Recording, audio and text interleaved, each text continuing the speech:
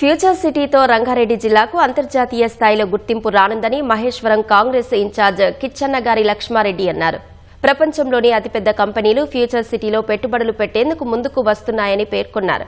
ఈ నెల 10న CM Revanth Reddy future సిటీలో పర్యటించనున్న నేపథ్యంలో అక్కడ జరుగుతున్న నిర్మాణాలను లక్ష్మారెడ్డి పర్యవేక్షించారు. ఫ్యూచర్ సిటీలో భూములు కోల్పోయిన నిర్వాసితులకు ప్రభుత్వం న్యాయం చేస్తుందని హామీ ఇచ్చారు. హైదరాబాద్ లాంటి మరో నగరాన్ని నిర్మించడమే లక్ష్యంగా ఫ్యూచర్ సిటీని కాంగ్రెస్ ప్రభుత్వం పట్టాలెక్కించిందని గుర్తు చేశారు. ఫ్యూచర్ సిటీ రియల్ ఎస్టేట్ వ్యాపారంగా మారిందని విపక్షాలు చేస్తున్న ఆరోపణలను తిప్పికొట్టారు.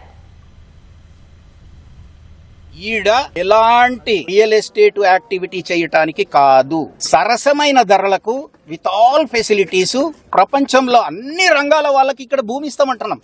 ఈడ ఫార్మా వద్దు, మేము నాశనం అయిపోతాం, మా భూములు నాశనం అయిపోతాయి, మా పంటలు వండవు, మా ఆరోగ్యాలు చెడిపోతాయి, ఈడ ఫార్మా రావద్దు అని ఉద్యమాలు చేపడితేనే మనము ఈ ఆలోచన చేశాం. ఫార్మా అంటే మందులు తయారు చేసేది ఒక ఫార్మా, ఈడ మందులు తయారు కావు. మందులు తయారు కాని ఫార్మా ఇక్కడ పెడుతున్నాం. గ్రీన్ ఫార్మా అంటున్నాం, అంటే మురికి లేని, వాసన రాని అలాంటివి మాత్రమే ఇక్కడ మనం పెట్టనున్నాం.